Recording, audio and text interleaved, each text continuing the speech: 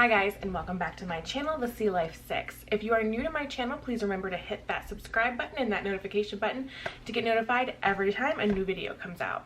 So what we're going to talk about today is why my husband and I decided to homeschool our oldest child. Why? Because he has autism, and what led up to us pulling him out of school, basically. So my son had been in school for 4 years. He did 2 rounds of kindergarten first, and then at 2nd grade we pulled him out halfway through.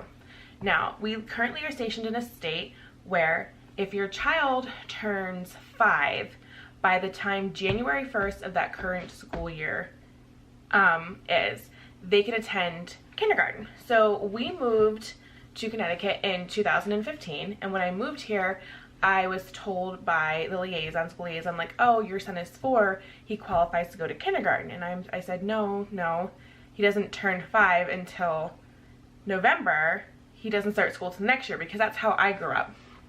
And she said, no, that's not how the state of Connecticut does it. As long as they turn 5 on or before January 1st of that school year, they can attend school. So I was like, oh, okay, that's great. Let's get him into kindergarten. Now, I also want to start off by saying, this is the time frame when I had just transitioned out of the Navy. I had gotten out of the Navy because of the fact that I had just had our 3rd child, and childcare costs were astronomical.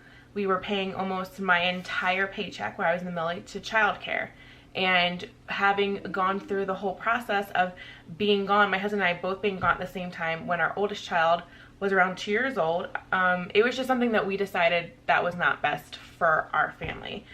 When you are a parent of a child and you're in the military and you and your husband both have to leave at the same time, whether that's for deployments or trainings, and you have to sign away parental rights of your child to another family member, that was the hardest thing I ever had to do. And that was pretty much a defining moment for me, saying, I just re-enlisted for another 4 years. I did my first enlistment of 4 years, and I re-enlisted for another 4 years before that happened. And when I left for a couple months to do training, I missed his 2nd birthday and, Halloween, and just milestones, obviously, that any military family has to go through. And when my husband and I were both gone, it was just extremely hard on him. And this is right around also the times that he started showing signs of autism.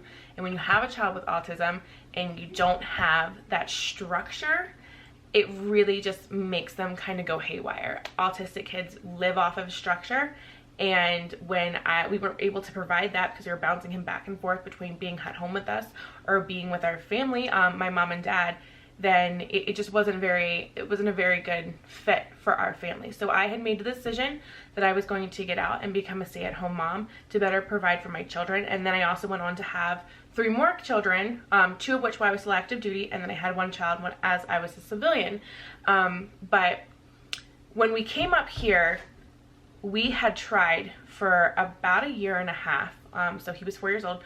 Since he was 2.5, we had tried to get him tested to figure out what was going on. I also have a nephew who has autism, a little more severe on the spectrum than my son is. He has a couple other things too. And I knew the signs to look for. So when my son was showing the same signs that my nephew had, it was instantly like, okay, we got to keep an eye on him, because he's kind of going down the same path that my nephew was going down. We also had trouble with his ears, and there was a lot of things. So his speech was behind, extremely behind. He wasn't 100% nonverbal, but we thought for a while that he actually might be deaf, because he was talking as if he could not hear correctly. So we got that figured out and situated, and he started speech therapy and started getting better, but we kept getting told by doctors when we were stationed in North Carolina that there was nothing wrong with him, that he was just going through the terrible 2s and the terrible 3s, that we needed to discipline him better. We needed to I had one person tell me I needed to spank him. Like, I needed to stop what I was doing and I needed to just haul off and spank him a good one, and he would learn his lesson. That is not going to fix an autistic child at all. So I'm gonna say that right now. If you've ever been told that there's nothing wrong with your kid and you need to discipline them more, and no matter what kind of discipline you do with them, you've read every single book and they still have something wrong with them, stick with your gut, because you're the parent and you know. And that's basically what happened with our oldest son. We just kept pushing. We knew something was wrong, and we had just transferred up here, and school started right after we transferred up here, so I had to hurry up and get him enrolled in school, and he wasn't enrolled in school, and on his first day of kindergarten, I got a call from school asking to set up a meeting immediately, that they needed to talk to me. And I went in, and I'm a young mom. I had him when I was 20 years old. My husband and I had him, we were married, we got married young, we had him young. And so I'm 25 sitting in this room full of older women who are older than me, and they looked at me and they kind of started laying into me of, why haven't you gotten your son tested? Why haven't you done this? And why haven't you done that? And I broke down crying because I had tried these things and I was told I was crazy. And they had my son for not even a full 8 hours of school, and they knew something was wrong with him. So they helped me start the process of where to go, what to do to get him tested. They knew immediately that he had autism. But the journey for him was just beginning. By the time we got him tested and he did come back with autism, we also learned that he had a language disorder, and that because he hadn't gotten the help he needed for his ears soon enough, he was technically 3 years behind in speech. So he was 5 years old, but he was talking like a 2-year-old, which we knew because we had a 2-year-old at the time, and our 2-year-old was talking almost better than he was. So there was a lot of interventions that had to happen, and the school, they were amazing because they helped us get on the path of getting him tested, getting him the things that he needed, but to an extent, and then we came up against a wall. So Weston has extreme social anxiety. He has awkward social behaviors. He doesn't understand sarcasm. He doesn't understand a lot of emotional cues that other people give off. He will ask you, are you sad right now? These are things that he's had to learn through therapy what they are. They didn't come to him naturally as a child, where most people, they can go, oh, mom's mad right now. That was not something that he could do. He could not look at you and go, okay, you're mad. He wasn't processing that correctly. So he didn't understand when people had emotional responses. He also did not understand that it wasn't okay to just walk up to someone and hug them and tell them that he loved them. As that sweet as a small child, if you don't correct those actions in a small child and say, hey, walking up to a stranger and telling them you love them isn't okay, he will then grow up to be a man who walks up to anyone and does that. And as a man, what does that come off as? Creepy, psycho, he's a pedophile, all this stuff, and that's not what he is. Autism is a world of its own. And that's actually one of my fears, is when he's older, people mistaking things that he's doing because they think that he's just a creepy guy. It's not. He's autistic, and he loves everyone, and he doesn't understand that there's, people that don't want to be touched, and there's space issues. So those were some hurdles we had loads of therapy that we had to get through. And like I said, the school was great for doing that. Because of his age and because of how much therapy he had to go to, we decided to hold him back in kindergarten.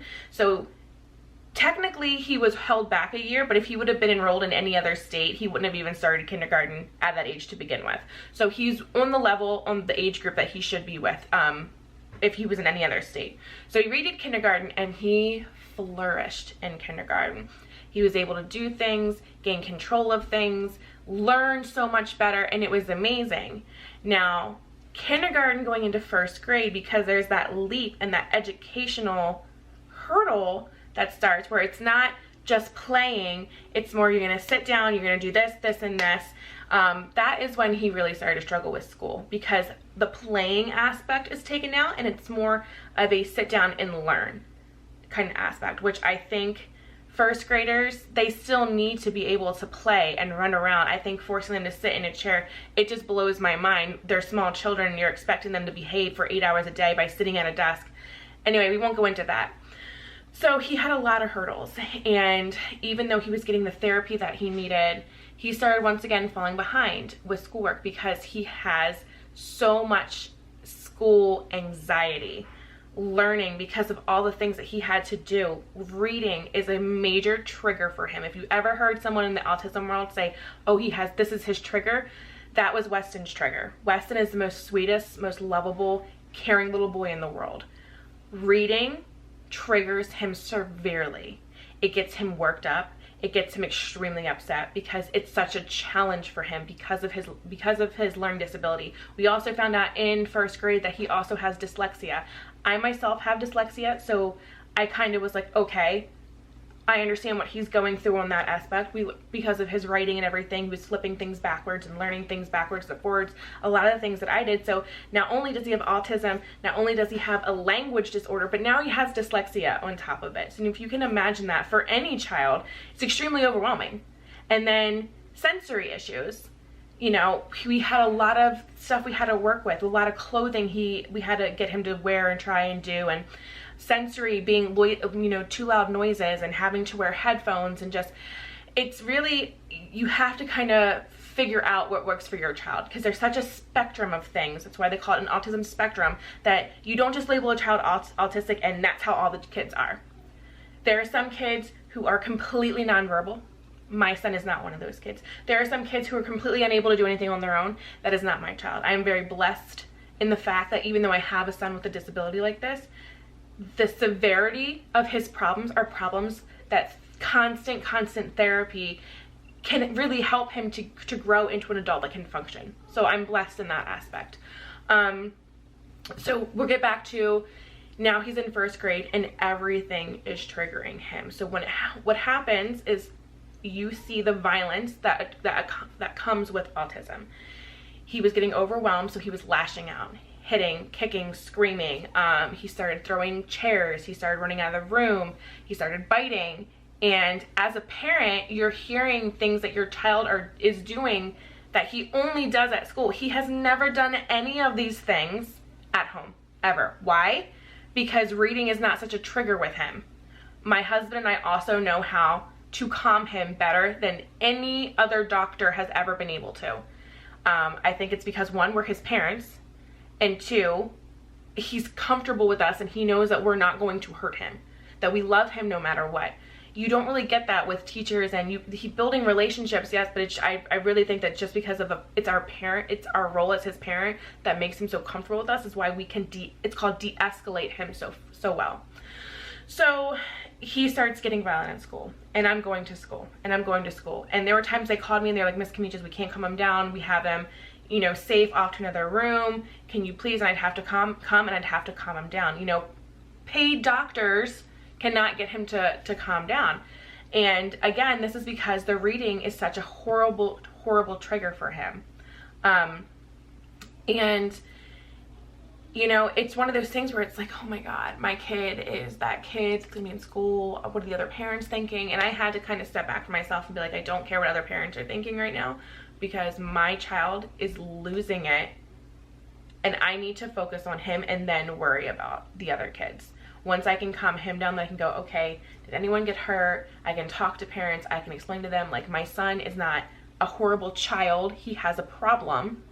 And, you know, that's pretty much how I have to deal with it. I have to kind of go into a whole spiel when I introduce my son or take him to activities of, hey, it's Weston, he's autistic. If he does X, Y, and Z, please know that it's not because he doesn't like you. He's overwhelmed. He has sensory issues. I can't keep him from the world. I have to integrate him in order to get him to be able to function as an adult. So then he changed schools. We moved, and we moved houses, and he changed schools. We're still in the state of Connecticut. And we go to another school, and the school year for second grade started off amazing. It was amazing. We had no problems. Another big thing with him, change triggers him so bad, and I was so afraid that change was going to be the thing that took us down. I was dreading the first day of school. I was dreading so much, and then it happened, and it was bliss, and it was amazing. And I was like, yes, yes. We're getting there, we're doing this. And I go to all these, an IEP, an individual education plan meeting, and one of the reasons let me take a step back, we actually decided to move was because the current school, though they had helped us so much, absolutely refused to give our son a one-on-one or a para. They refused to do it, which blows my mind, because my son had escaped, ran out of school multiple times where they had to chase him down the sidewalk, chase him down the road to catch him because he had such sensory overload. it just amazes me, the fact that they knew he had all these problems, yet they refused to fund him for a para. I mean, there was multiple times where they lost him inside the school and they had to lock the school down to find my son because he freaked out and he took off and they didn't know where he was. And if he would have had a one-on-one or a paraprofessional that was directly associated to him who never left his side, that would not have happened. That's the whole point of having a paraprofessional. They are with that child. They are able to grow with that child. They are able to help that child specifically. There was a classroom paraprofessional that helped out the entire classroom, but guess what? When she's a classroom paraprofessional, she's not focusing on my kid. She's focusing on the entire class. She's focusing on helping the teacher. So my kid starts freaking out, there's no other way to say it, because he's on sensory overload or his trigger has happened, trying to get the para to then come over because she's not working with him specifically. It doesn't work. It does not work. So because they refused to give him a one-on-one, I looked at different school districts around that were still close to base, and I found another school district that had really great special education ratings. And we went and we searched and we searched and we rented a house and we moved our entire family so my son could have a better education, okay? And we moved and we started out the school year, but because we moved school districts, they typically don't like to do new IEPs, okay, new individual education plans until about 6 weeks into school because they want to be able to have time to view the child, blah, blah, blah, blah. Okay, cool. So he had his IEP plan already, went into a new school, and it was working wonderfully, wonderfully. You guys, I was so relieved. I had so much weight lifted off my shoulders. And then I actually started job hunting because I was like, you know what, the tide is turning. Now at this point, I had a fourth child who was almost 2 years old at this point, and everything just seemed to be clicking and going together. And it's like, okay, this is what we needed. Our family is finally, we got his issues under control and everything's gonna be okay. We know what to do. And I got a position that I was so excited about. I got a position at a dental office. I was a dental technician for 8 years in the Navy. I personally love dental, anything dental wise.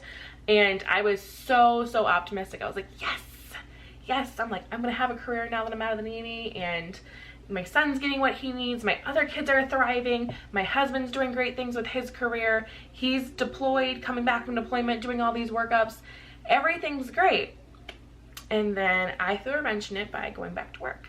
And because I had to go back to work, I had to put my kids in before and after care and a daycare. Now, some of you would be like, well, if you want to be a stay-at-home mom, then why didn't you just stay home with all the kids? I love being a stay-at-home mother. I do.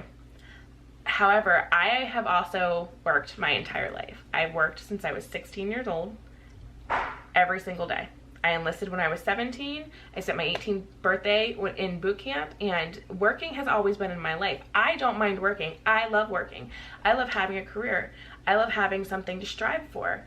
I also love being a stay-at-home mom, but I also want, because the military, unfortunately, we aren't paid millions and millions of dollars. I also want to not live paycheck to paycheck. So, excuse me. So I got a job, and I was so happy because it was like a dream job of mine. I'm like, yes, I'm getting out there. My family's flourishing. We're going to do great things. And I threw a wrench in it by going back to work. I mean, it wasn't a week into me working, and because basically his whole schedule got rearranged because I had to be up and gone, and him had to be up before care, and everything got kind of thrown to the wind.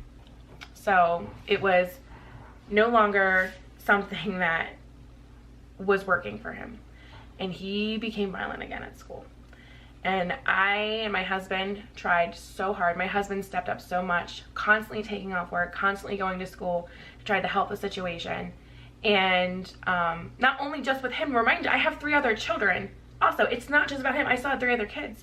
So sickness starts happening, and all these other things start rolling into one, and my son is not getting better. He's getting worse at school. And I mean bad. They're evacuating the classrooms.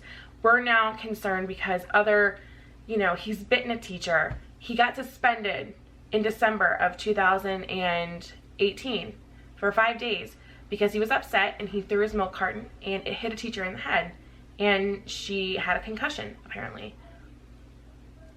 And I don't want to say that it's not my child's fault, because that is. He has to learn that he can't be violent. But at the same time, again, they had not provided us with a one-on-one for him. They even said, oh, he's doing amazing things, he doesn't need it. And then the ugliness came out. And even with all the ugliness happening, we were fighting the school. We said, look, it's finally shown. His autism issues are showing. We need more. We need more help. We need you to help us. He has to have a one-on-one. They absolutely refused. And they were putting him in things called holds, protective holds, where they grab and they hold them down until they calm down. Well, guess what? First of all, that would infuriate any child if you're trying to physically strap them down. Put an autistic child on top of that, and you now have a horrible, horrible side effect. I mean, there was one point where I was getting phone calls at 5 holds in a day, and I said, no, we're done.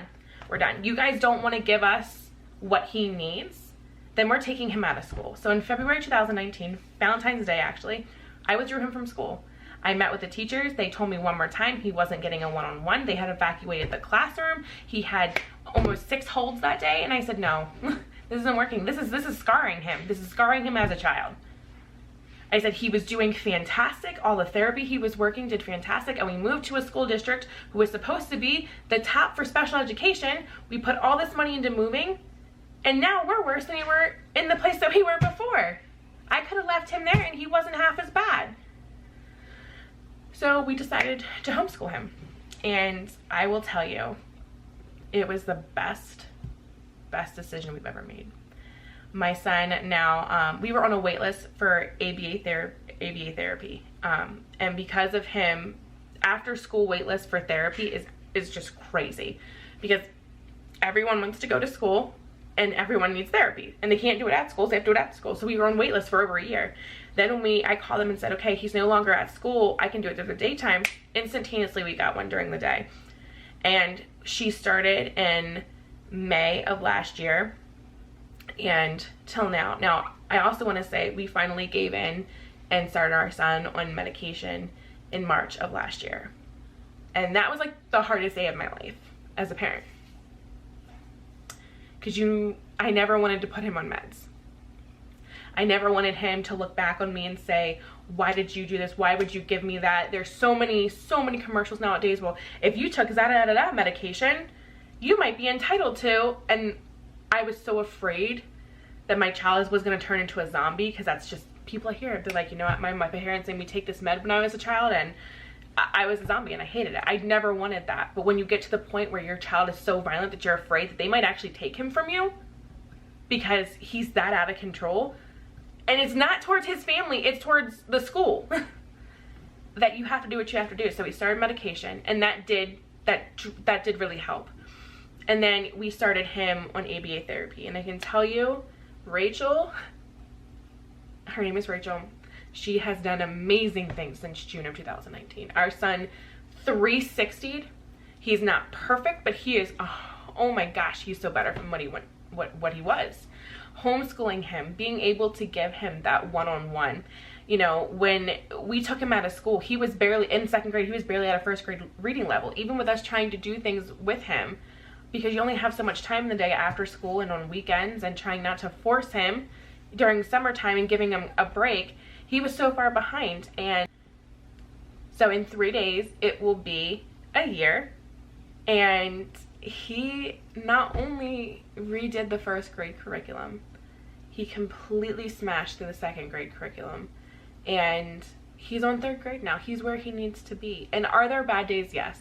My son is not 100% cured. You can't cure autism. It's not something you can cure. Does he have bad days? Oh yeah. Yesterday was a bad day for both him and me.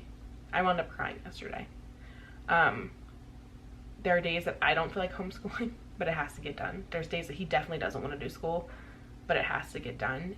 But that's my why. That's our why. Is we wanted our son not to feel like he was hated at school. And you could kind of feel like the dynamic change when he started to become more violent. Weston. But everyone else said the same. When he wasn't upset, he's the most lovable kid in the world. loves you, kisses you, hugs you. He is my cuddle bug. He's been my cuddle bug baby since the day he was born. They say, you know, your firstborn tricks you because they're so good into having more. Yeah, I mean, granted, when he was 2, he started showing signs of autism. That's not something that he can help. He was the perfect first child, and he's getting back to that now. So if you have people that are like, why are you homeschooling? Your children are going to be antisocial. No, they're not. No, they're not. My child, he still goes to the youth center. You know, the Naval Youth Center has before and after care. On spring break, he does drop-in care. He does summer camps. He does, that's my alarm to get my other kids. He does, you know, karate. He's getting ready to start Lego robotics. He's not sheltered in the aspect of he's never around other kids. We did a co-op at the beginning of the year, a cooperative learning at the beginning of the year. He's around kids his own age. Every Sunday, he goes to church and he's around kids his own age. He's constantly around children that are of his age. We do things. You have to integrate them. You can't just keep your kids at home. You do have to socialize them. I do stress that. Look into activities to do, because it's going to get boring being around you all day long. It just is. Swim club. Our local YMCA does a homeschooler swim team, and we're going to start looking into that. But he has thrived so much from homeschooling. And I really, really just want to stress, if you have been on the fence, because I was on the fence with homeschooling since that first year of kindergarten. I was like, I should just pull him out and homeschool. I should pull him out and homeschool. I should pull him out and homeschool. And one of my friends, Heather, she looks at me and she goes, you keep saying she homeschools all her children, her 4 children. She said, you keep asking me over and over again about homeschooling. She's like, why don't you just do it? And I was like, I'm scared. I'm going to screw him up. I have dyslexia. Like, what if I make him worse? What if he doesn't learn? Like, what if he doesn't become a productive member of society? And it's like, hello, he's not a productive member of society right now, and he's at school. So what's the difference? I try it doesn't work. Okay, I guess I'm gonna put him back in school. But it's been amazing, and I really suggest, if you just feel in your heart that homeschooling is something you need to try, go ahead and do it. And it's not gonna be perfect, and it's not going to be fun every single day, and you're gonna have days where your kids are exhausted and you're exhausted and they're whining and you're just frustrated.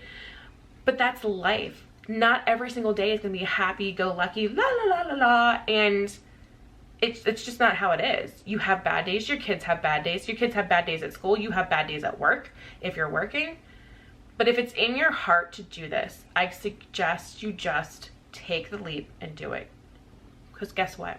If it doesn't work out, you can put him back into school.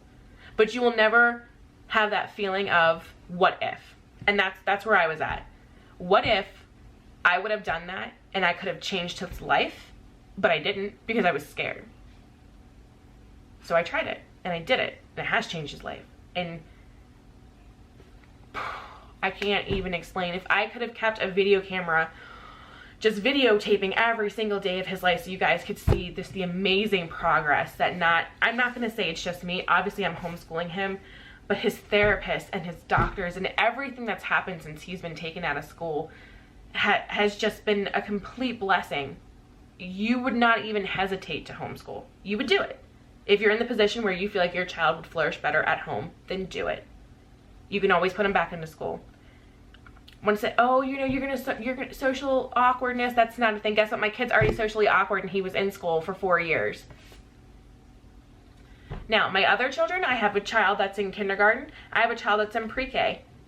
My kid in kindergarten, he's also dyslexic. However, because he doesn't have any other problems, he's flourishing. He's with his IAP and individual stuff, and I know how to help him now from homeschooling and things that have really helped him start picking the words up and the ABCs and everything else. He loves going to school. Oh my gosh. Perfect student. My second child, Jace, perfect model student. And they tell me that every single day when I go back to that school, because he's in the same school Weston was in. He's perfect. He never gives up. He never tries. Each kid is different. I like to do what I like to tell people, I do mixed education. I have some that go to school. I have some that stay home. I also allow my child to, besides Weston, my other ones to make the decision. I asked him, I said, look, do you want to go to school or do you want to stay home and be with mommy? Do you want me to do schoolwork? And I had them think about it for a while, because at first they're like, yeah, I want to stay home. And we made a pros and cons list. I said, okay, tell me why you want to stay. Tell me why you want to go. But he's flourishing at school. My other child, flourishing in pre-K. He's at a pre-K program in the public school. His teacher, Miss G, phenomenal. Love that woman. I love her so much. I love her so much. So you're going to have teachers that you love. You're going to have teachers you're not going to love. But do what you think is best for each child. If you have one child that you think is going to flourish at home and another one's going to flourish at school, send the one to school and keep the other one home. It's your kids. It is your kids. Make the decision that is best for your family. That's basically all I was saying with this. My why is because of my child having autism and needing to have one-on-one care, and he was not getting one-on-one care. And now he's completely different. So that's the path that he's going to stay on. My other kids, they're going to stay in public school until they tell me that they don't like it and they want to try homeschool. And then I'm going to go, okay. And if they don't like homeschool, we'll put them back into public school. It's not that hard.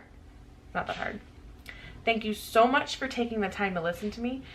Please, if you have any questions about homeschooling, I have other videos and I'll link them in the description below of what I used to get my son back on track. I used Time for Learning when we first started out this homeschool journey. 100% recommend that. I'm also now using Time for Learning and MasterBooks Curriculum. Disclaimer with MasterBooks Curriculum, it is a Christian-based curriculum. We are a Christian family. So if that's not something that you're wanting, that's fine. Look at Time for Learning. If you're looking for a curriculum that is Christian-based, I highly, highly suggest MasterBooks. Phenomenal, phenomenal. And I will link both of those reviews in the link box below. Thanks for hanging out for me today. Have a great day.